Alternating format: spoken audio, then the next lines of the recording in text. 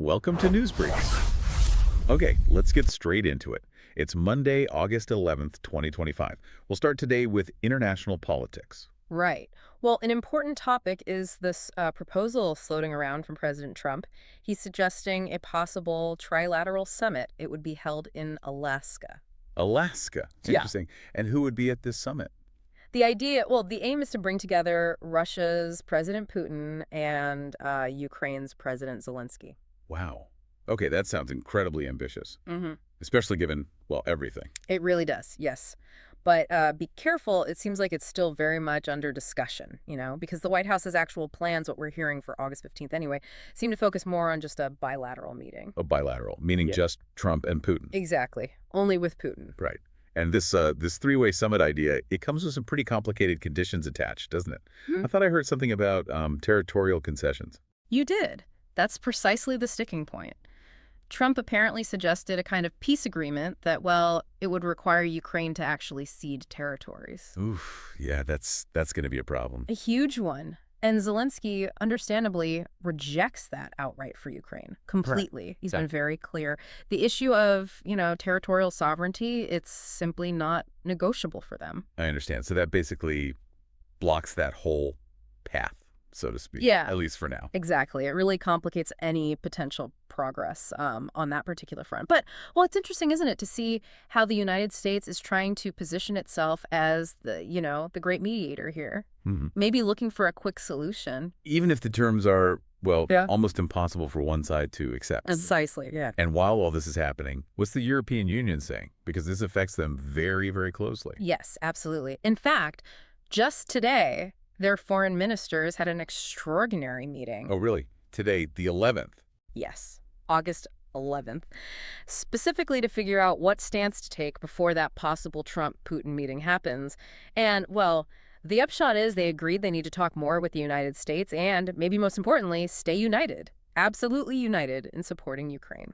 And what's their main fear here? Is it being left out of the discussion? That's the core issue. Yes, they're worried that some kind of deal gets worked out between the U.S. and Russia that leaves them, well, on the sidelines. The EU's foreign policy chief, he was very direct. He said any agreement to end the war has to include Ukraine and the European Union, period. Makes sense. They absolutely do not want some bilateral pact cooked up that ignores their interests, you see.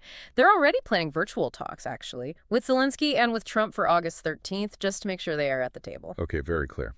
Well, let's change gears now. We'll head over to the United States, to Washington, D.C. Any news there? Yes, some pretty major news, actually. Today, President Trump announced the federal government is taking control Taking control of what? of the Washington, D.C. Metropolitan Police Department. Federal control of the D.C. police. Wow. Yes. And he also deployed the National Guard. He did this by invoking a specific part of the D.C. Home Rule Act. It's Section 740. Section 740. And what does that actually mean in practice? That sounds pretty drastic. It is. It is drastic. Basically, it lets the federal government step in and take over functions that are normally handled locally by the city. The reasons given were high crime rates and, well, an intention stated to combat crime and also homelessness. Right.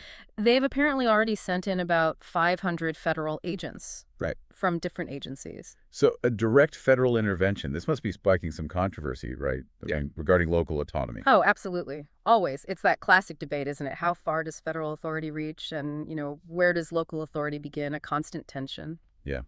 And unfortunately, we're sticking with security issues, but moving to the CDC now. Yes, unfortunately. Following that terrible attack they suffered at their headquarters back on August 8th. The one where a police officer tragically died. That's the one. Yes, a terrible incident. Yeah. Well, the CDC director announced that today, Monday the 11th, everyone is working from home. Remote work for everyone. Exactly. The idea is to allow for a complete security assessment of the facilities, you understand. Make sure everything's secure before people return. Makes perfect sense. And the context of that attack, what's known about the attacker is, well, it's very worrying. Very much so. A union that represents CDC workers, they've said the incident wasn't random. They believe it was targeted. Targeted. Yes.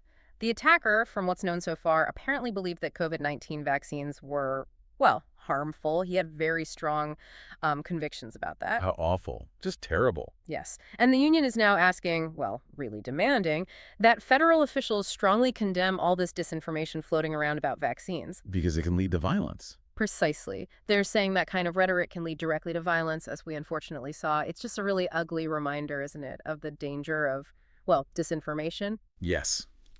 Without a doubt. A stark reminder. Okay, well, let's try to shift gears a bit. Maybe something a little lighter. Sports. Boxing.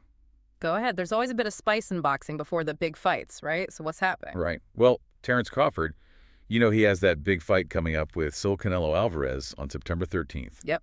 Highly anticipated. Well, he gave an interview and made a comment. He basically said that for him, Oscar De La Hoya was actually a better boxer than Canelo is. Oh, boy.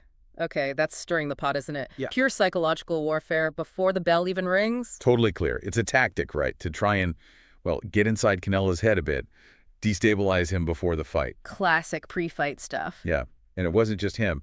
Crawford's trainer also came out with a warning for Canelo. Mm-hmm. So, yeah, they're definitely heating things up already. It's getting interesting then. That's all part of the show, I guess. You know it is. Part of the build-up. Okay, and to close things out, anything happening in entertainment? Any big movie premieres today, Monday? You know, I was just checking. And it seems like today, Monday, August 11th, 2025, it's actually pretty quiet on the movie front. Doesn't look like any really big or highly anticipated premieres or schedules for today specifically. Huh. Okay. So a rather quiet day at the box office then. That seems to be the case. Yeah. Bit of a breather, maybe. Perfect. Well, quite a mix today, eh?